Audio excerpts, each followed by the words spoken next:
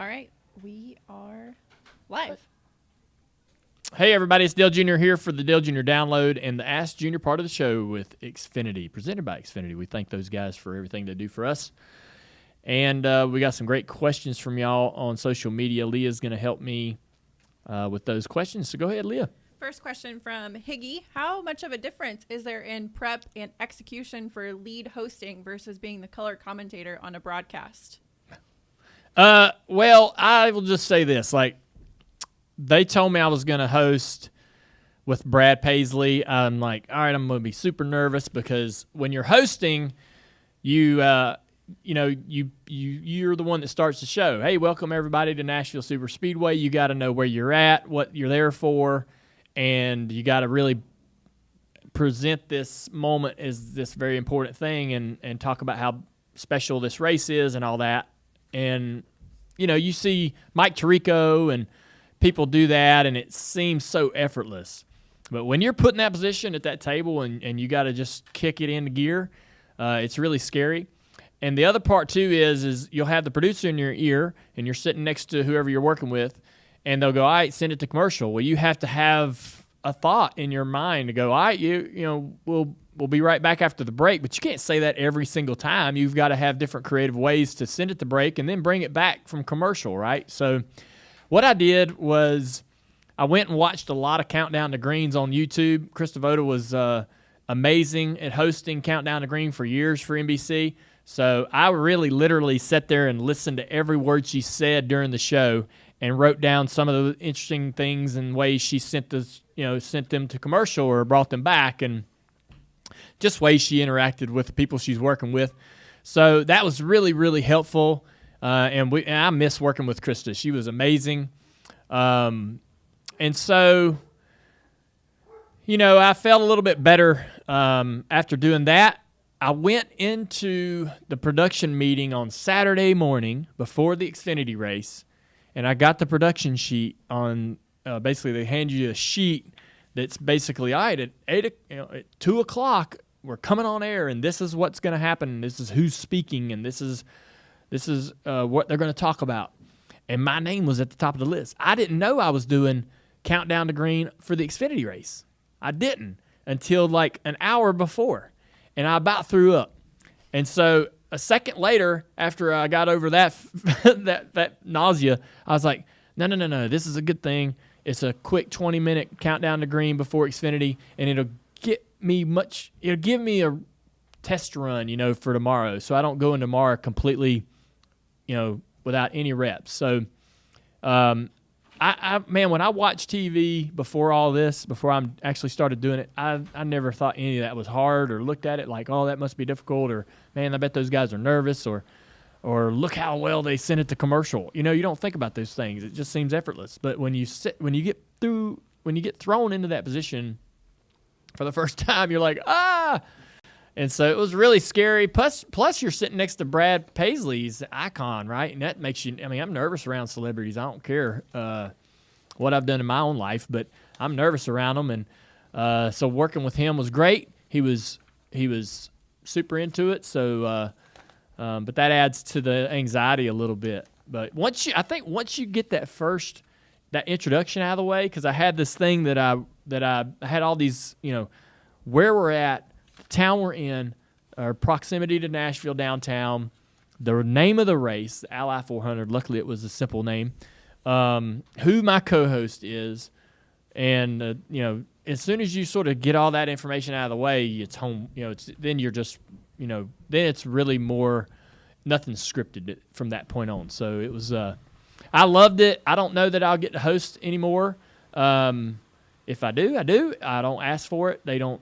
Hardly, like I told you, they don't tell you when you're doing it sometimes until like the morning of the show. But I guess man, if the funny thing is if this happened 10 years ago, I'd have jumped up out of here and ran the other way without saying a word, and you'd have never seen me again. But now I'm like allowing myself, I guess, to go into these uncomfortable places and just seeing what happens and sink or swim. Next question from Blake McCandless. After your big iRacing win in the prelims of the Firecracker 400, how do you feel about the whole thing? Maybe explain exactly what that is. For Yeah, Blake is a great guy. Works with I race with him on iRacing a little bit. So thanks, Blake, for sending in your question.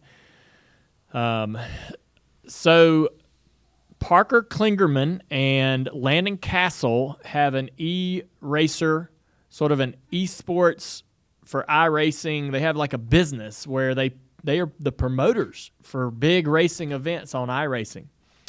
And they have one coming up in the next couple of weeks called the Firecracker 400.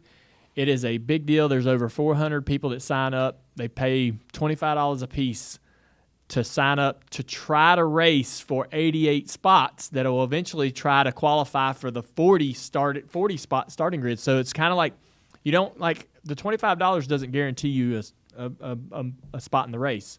You got to sort of get whittled down to from 425 contestants to 40.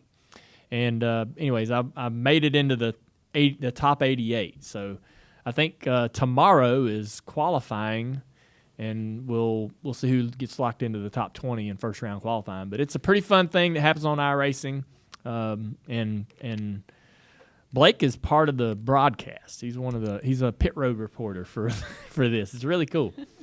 So he does a great job. Next question from Jordan Seamany. I hope I said that correctly, Jordan. Where would you rank Nashville Superspeedway amongst the current intermediate tracks after what you saw last weekend?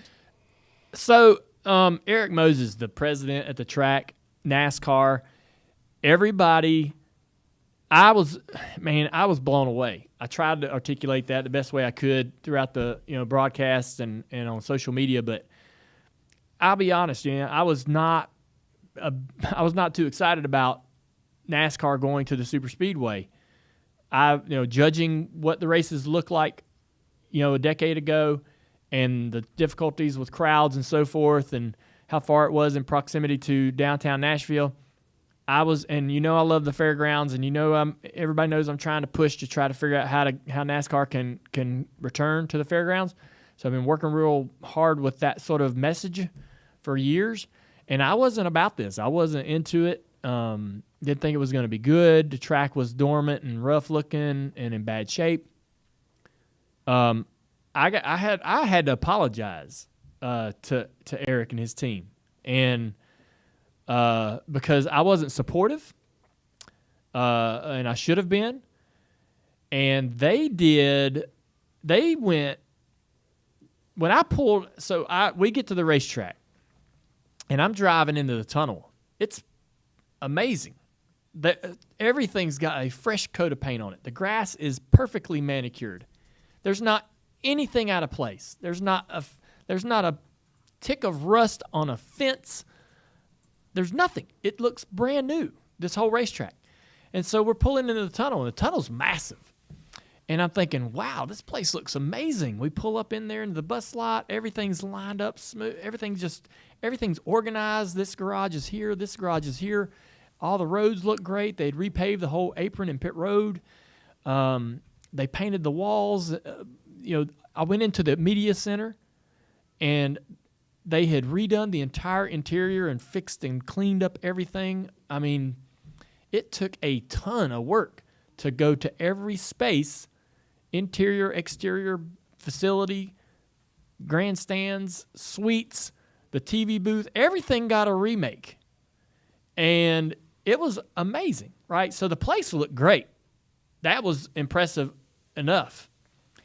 They were, whether by luck or just, their smarts or whatever, they put this resin down on the track because they were having trouble with the track taking rubber in the tests. They actually had to come back and do 2 tire tests to make sure that the tire was durable enough.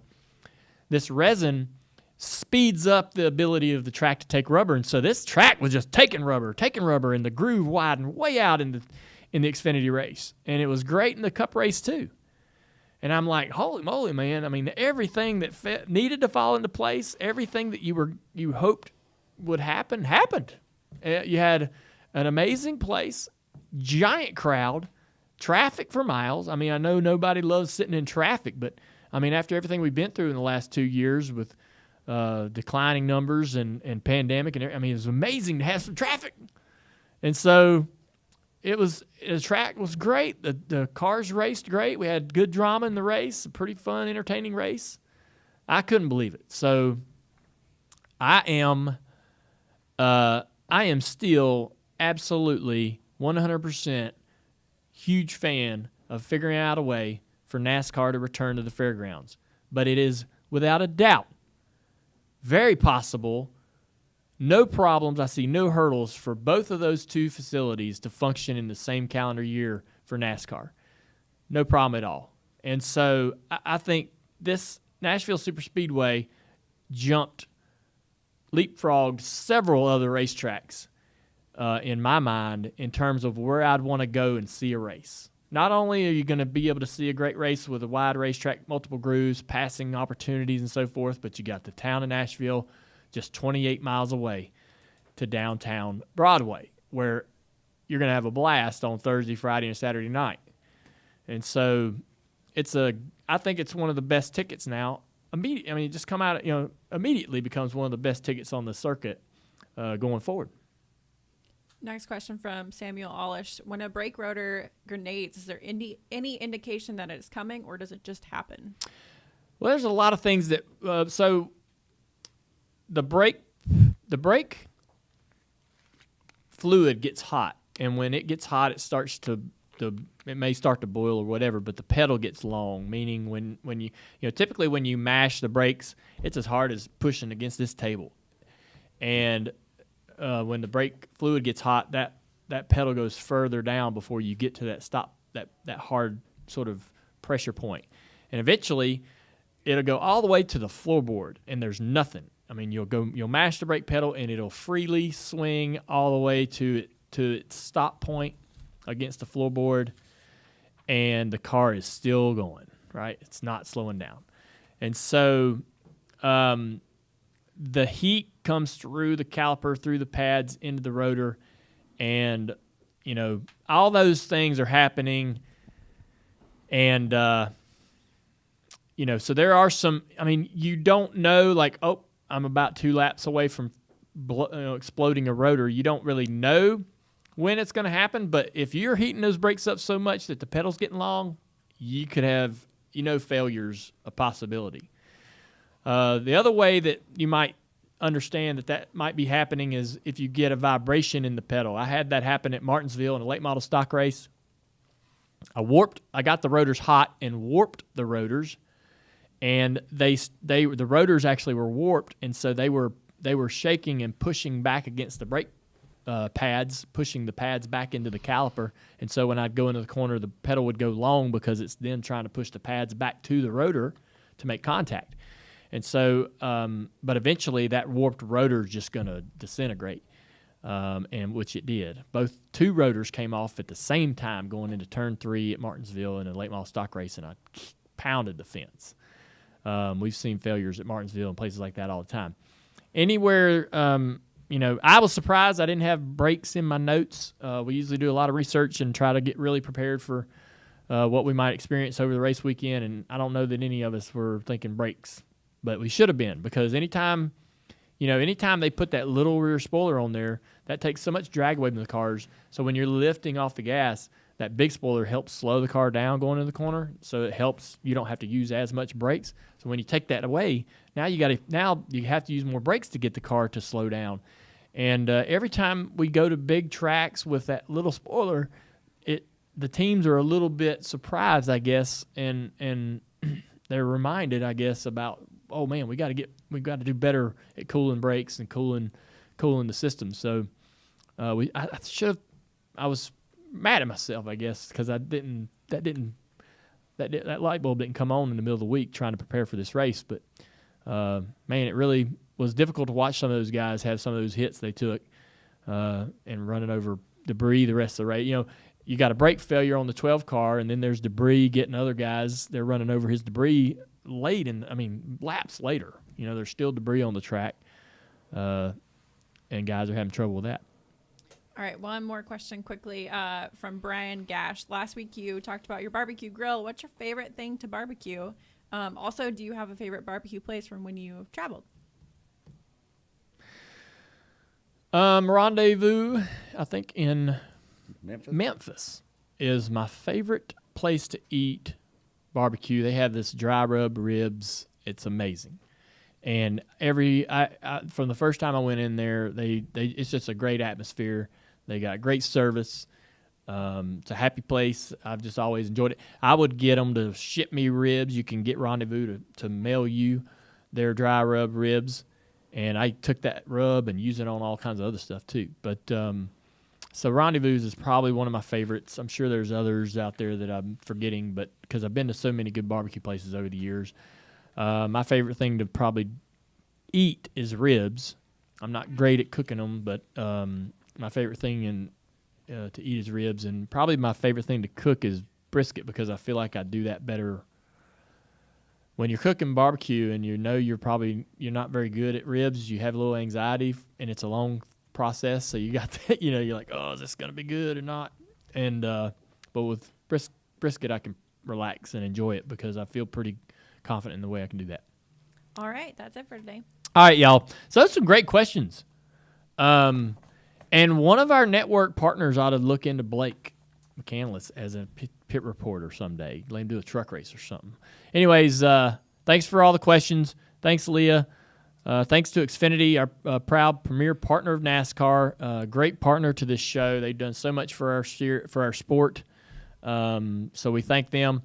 And you guys are going to enjoy the show. Have a great week.